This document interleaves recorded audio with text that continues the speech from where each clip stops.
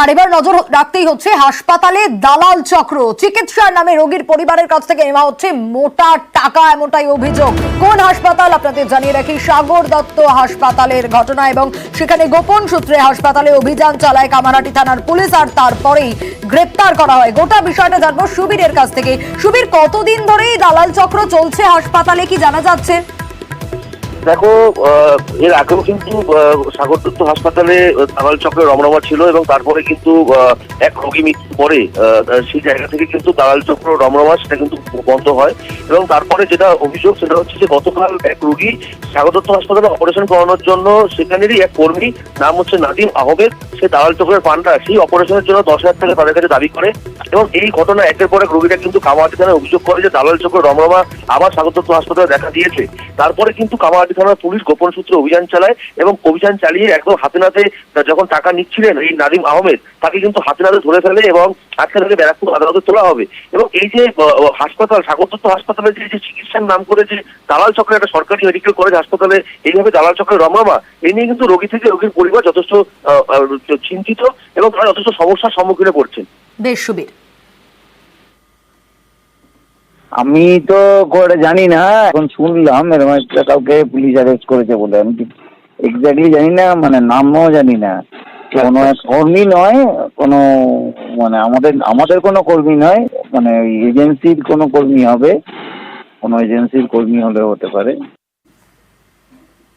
একের পর এক জায়গায় গণপিটুনির অভিযোগ উঠে আসছে। আর এবার ঘটনাস্থল হাওড়ার বাঁকড়ার ফকিরপাড়া, সেখানেই ঘটনা ঘটেছে। এক শিশুকে নিয়ে পালানোর অভিযোগ, এবং সেখানে রীতিমতো ছেলে ধরার সন্দেহে গণপিটুনি। শুধু তাই নয়, রীতিমতো যুবককে এতটাই মারধর করা হয়েছে যে পুলিশের হাত থেকে ছিনিয়ে নিয়ে মারধর করা হয়েছে, আর তারপর পুলিশ সেই যুবককে উদ্ধার করে নিয়ে যায়। কিন্তু এই গণপিটুনির ঘটনা যেন পিছু ছাড়ছে না কোনোভাবে। একের পর এক জায়গায় দিনের পর দিন গণপিটুনির অভিযোগ উঠে আসছে। আরো বিস্তারিত দেবাশিস আমাদের জানাবে। দেবাশিস, সেই সময় ঠিক কি ঘটেছিল, কেন এই সন্দেহ হলো?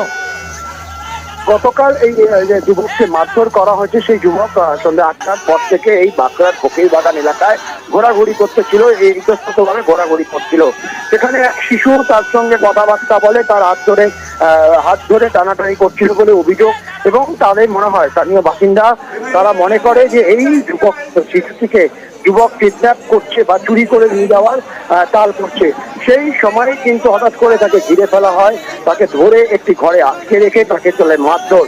খবর পেয়ে বাঁকড়া ফাঁড়ির পুলিশ দ্রুততার সঙ্গে সেখানে পৌঁছায় এবং সেই যুবককে উদ্ধার করতে যায়। উদ্ধার করে যখন তাকে বাইরে করে, তখন কার্যত পুলিশের হাত থেকে ছিনিয়ে নিয়ে তাকে মারতে উদ্যত হয় এলাকার বাসিন্দারা। কয়েকশো মানুষ তারা ঘিরে ধরে, এমনকি পুলিশের গাড়িতে যখন সেই যুবককে তোলা হয়, এই যুবককে পুলিশের গাড়ির মধ্যেও তাকে মারধর করার চেষ্টা করে। কোন ক্রমে পুলিশ সেখান থেকে জনতার মাঠ থেকে তাকে উদ্ধার করে নিয়ে যায় বাঁকড়া বাড়িতে। কথাবার্তা আহত যুবকের সঙ্গে কথাবার্তা বলে তার পরিচয় খোঁজার চেষ্টা চালাচ্ছে বাঁকড়া ফাঁড়ির পুলিশ। দেবাশিস,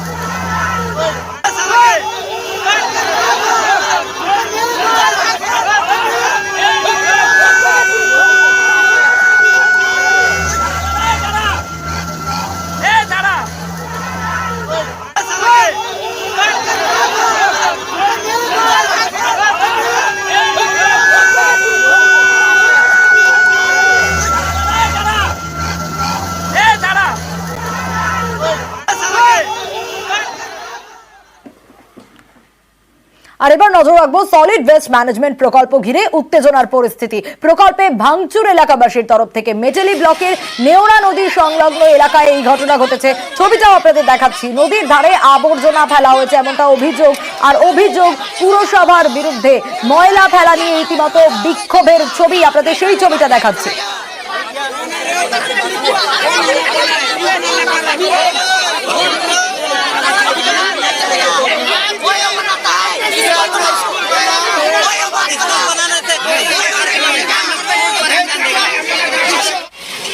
রকি রয়েছেন আমাদের সঙ্গে। রকি, কি পরিস্থিতি, এই ঘটনার সূত্রপাতটা কিভাবে, এবং এই যে আবর্জনা ফেলার অভিযোগ পুরসভার বিরুদ্ধে নদীর ধারে, কতদিন ধরে চলছে এটা? দেখুন, প্রথমে বলে রাখতে চাইবো, মেট্রিক ব্লকের অন্তর্গত নেওড়া যে নদী রয়েছে সেই নদীর ধারে কিন্তু সলিড ওয়েস্ট ম্যানেজমেন্ট প্রকল্পের কাজ শুরু করছিল মাল পৌরসভার কর্তৃপক্ষরা।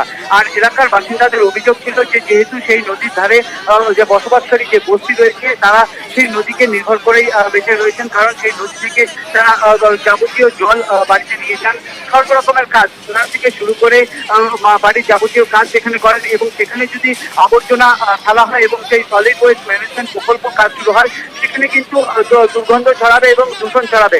তারা কিন্তু দাবি জানিয়েছিল সেই প্রকল্পের কাজ অন্যত্র কোথাও করে নিয়েছে, কারণ মেট্রিক ব্লক এলাকা কিন্তু একটি পর্যটন কেন্দ্র। যদিও প্রশাসনের তরফ থেকে এই জায়গায় জোরপূর্বকভাবে কাজ করা হচ্ছে বলে অভিযোগ করে এলাকার বাসিন্দারা, তাই এই এলাকার বাসিন্দারা আন্দোলন নামে এবং সলিড ওয়েস্ট ম্যানেজমেন্ট প্রকল্পের জন্য যে প্রাথমিকভাবে ঘেন্না দেওয়া হয়েছিল, টিনের বেড়া দেওয়া হয়েছিল এবং ফলক লাগানো হয়েছিল, সেই আন্দোলনকারীরা কিন্তু তা ভেঙে দেয়। ঘটনার খবর পেয়ে বিশাল পুলিশ বাহিনী সেখানে পৌঁছায়। মেট্রি থানা এবং মালবাজার থানার পুলিশ সেখানে এসে ঘটনার পরিস্থিতি সামাল দেওয়ার চেষ্টা করে। যদিও রকি, পুরসভা এই জায়গাতেই কেন ময়লা ফেলছিল, মানে কেন এই জায়গাটাই কেন? স্থানীয় বাসিন্দারা যা অভিযোগ করছেন, মেট্রি ব্লক আলাদা ব্লক এবং মালবাজার ব্লক টোটালি আলাদা ব্লক। পৌরসভা কর্তৃপক্ষ তারা নিজেরা এই এলাকায় কেন এসেছে তারা কিন্তু বারবার দাবিটা নিয়েছে। কি কারণে তারা নিজের জায়গা ছেড়ে নিয়ে অন্য ব্লকে এসে এই প্রকল্প কাজ করছে তার সদুত্তর কিন্তু দিতে পারেনি কেউই। কিন্তু মালবাজার পৌরসভা কর্তৃপক্ষ থেকে জানানো হয়েছে সরকারি প্রকল্প, সরকারিভাবে সেই জায়গা চিহ্নিত করা হয়েছে। যদিও সম্পূর্ণ দায়িত্বই কিন্তু পৌরসভার উপরে থাকে, কারণ তারাই ঠিক করে দেন কোন এলাকায় সেই সলিড ওয়েস্ট ম্যানেজমেন্ট প্রকল্প চলবে, এমনটা কিন্তু দাবি এলাকার বাসিন্দারা। জোরপূর্বক ভাবে সেই যে মালবাজার পৌরসভা রয়েছে তারা এই এলাকায় এসে সলিড ওয়েস্ট ম্যানেজমেন্ট প্রকল্প করার পরিকল্পনা করেছে, যার জন্য আন্দোলনে নেমেছে তারা। বেশ,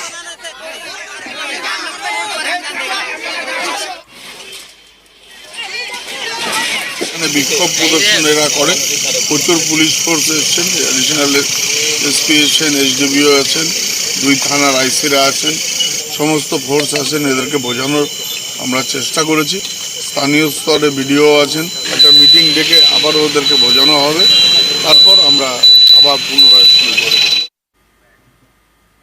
গতকালই নিউজ 18 বাংলা দেখিয়েছিল সিথিতে প্রমোটারকে মারধরের ঘটনার অভিযোগ, এবং মূল অভিযুক্ত যে তাকে গ্রেপ্তার করা হয়েছে ইতিমধ্যে, অভিজিৎ মণ্ডল ওরফে রানা। সিসি ক্যামেরার ফুটেজেই ধরা পড়ে গোটা ছবিটা, এবং খড়গপুর থেকে গ্রেপ্তার করা হয়েছে লালবাজারের গুন্ডা দমন শাখার তরফ থেকে এই মূল অভিযুক্তকে।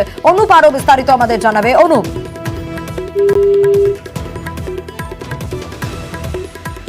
আমাদের সঙ্গে যোগাযোগ বিচ্ছিন্ন হয়েছে, আবারও যোগাযোগ করার চেষ্টা করব। এবং আপনাদের জানিয়ে রাখি, সিসি ক্যামেরার ফুটেজে গোটা ঘটনা স্পষ্ট ধরা পড়ছে, এবং সেখানেও কিন্তু এই জয়ন্ত সিং তার নামও উঠে আসে, তার নাম নিয়েই কিন্তু এই দাপাদাপি চলে। এবং এই ঘটনায় আগেই 2জনকে গ্রেপ্তার করা হয়, আরও একজনকে আজকে গ্রেপ্তার করা হয়েছে। যাকে গ্রেপ্তার করা হয়েছে তিনি মূল পান্ডা, মূল অভিযুক্ত এই গোটা ঘটনার জন্য।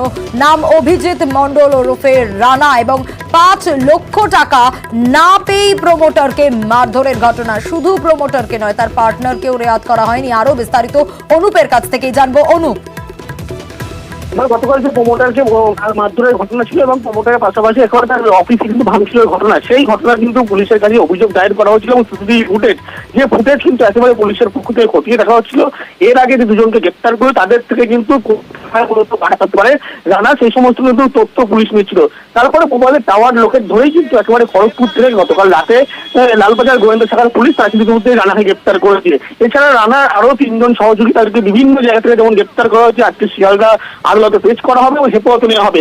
এবং সিসিটিভি ফুটেজে দেখা যাচ্ছিল যে মূল অভিযুক্ত রানার লক্ষ্য করে যাচ্ছিল, এবং পরিবারের পক্ষ থেকে কিন্তু একেবারে রানার নামে যেমন লিখিত অভিযোগ করে তার সাক্ষাতের নামেও কিন্তু এই অভিযোগ দায়ের করা হয়েছিল। মূলত পুলিশ টাওয়ার লোকেদের কিন্তু পরবর্তী ক্ষেত্রে জানতে পারে খড়গপুরে দেখা যাচ্ছে, এবং গ্রেপ্তারের পরবর্তী ক্ষেত্রে পুলিশ আরো জানতে পারে যে উড়িষ্যায় কিন্তু পালিয়ে যাওয়ার সক্ষম ছিল রানা। সেই কারণে কিন্তু পুলিশের পক্ষ থেকে আগেভাগে তাকে গ্রেপ্তার করা হয়। ইতিমধ্যেই তাকে আজকে আদালতে পেশ করে নিজেদের হেফাজতে নেওয়ার আবেদন কিন্তু পুলিশের পক্ষ থেকে করা হয় বলে এমনটাই পুলিশ সূত্রপাত খবর। বেশ,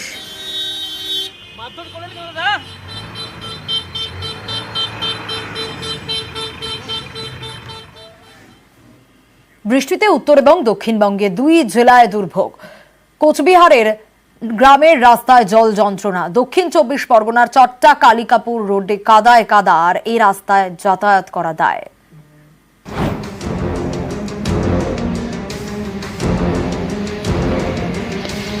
কোচবিহার 2 নম্বর ব্লকের চকচকা গ্রাম পঞ্চায়েত।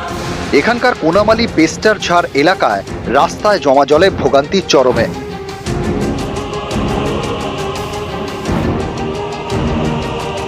চকচকা পঞ্চায়েত এলাকার 272 নম্বর বুথের কাছে রয়েছে দুটি রাস্তা। স্থানীয়দের অভিযোগ, এই রাস্তার পাশে নিকাশি নালা নেই, তাই ভারী বৃষ্টি হলে রাস্তায় জল জমে।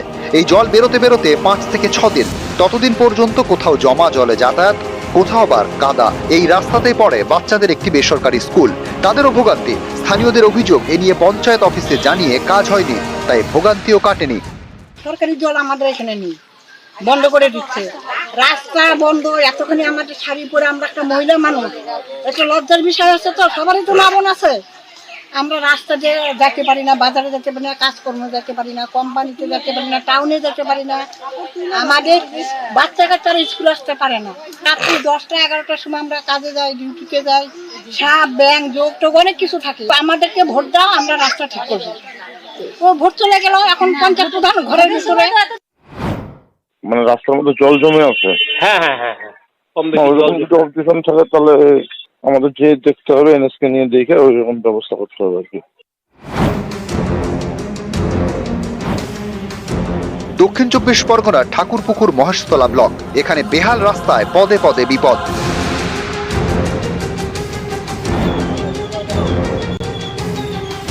চট্টা কালিকাপুর রোডের আকন্ত পোল থেকে মহিষগড় প্রায় 3 কিলোমিটার রাস্তা। সম্প্রতি এখানে মাটির নিচে খাবার জলের পাইপ বসিয়েছে চট্টা গ্রাম পঞ্চায়েত। মাটি ফেলে গর্ত বোজানো হয়েছে, কিন্তু পিচ পড়েনি, তাই বৃষ্টি হলেই বিপদ। পুরো রাস্তা কাদায় কাদা। গাড়ি চলাচলের কারণে ভিজে মাটি বসে যাচ্ছে, তৈরি হচ্ছে গর্ত, তৈরি হচ্ছে যানজট। স্থানীয়দের অভিযোগ, এ রাস্তায় যাতায়াত মানেই যন্ত্রণার এক শেষ। দুর্ঘটনায় যেন এখানকার রোজকার ঘটনা। এ রাস্তা পাইপলাইনের জন্য মানে খুঁড়ছে, পাইপলাইনে তো মানে খুঁড়ে দিয়ে সেটাকে ঠিকঠাক করবে, সে তো ঠিক করছে না। যেরকম খুশি এটাকে করে দিয়ে চলে যাচ্ছে। মানুষ হাত পা ভাঙছে, পড়ে গিয়ে কাউরির গাড়ি মানে হচ্ছে, গাড়ি ভাঙছে, এখানে জাম লেগে যাচ্ছে। যে পরিস্থিতির মধ্যে মানে আমরা বসবাস করছি, মনে হচ্ছে মানে আমরা মানুষ না। মানুষের দীর্ঘদিনের দাবি পানীয় জল, সেই কাজটা চলছে। রীতিমতো বর্ষা এখন আছে। গায়েন্দের পোল থেকে বালুদার প্রজেক্ট পর্যন্ত এইটুকু বাকি মেন লাইনের কাজ জন্য। তো সেটার জন্য যে অসুবিধা হচ্ছে সেটা আমরা কনসার্ন অথরিটিকে জানিয়েছি যত তাড়াতাড়ি সম্ভব। অলরেডি পিডব্লিউডি এই রাস্তায় মেরামতির কাজ চলছে। 5 মসজিদের এই পাটটা থেকে গত পরশুদিনও কাজ হয়েছে, গতকালকে বর্ষার জন্য করতে পারিনি, এবং আমার মনে হয় খুব বেশি সময় লাগবে না, এটা মেরামত হয়ে যাবে। কোচবিহার থেকে শুভঙ্কর সাহা, দক্ষিণ 24 পরগনা থেকে সমীর মণ্ডল, নিউজ 18 বাংলা।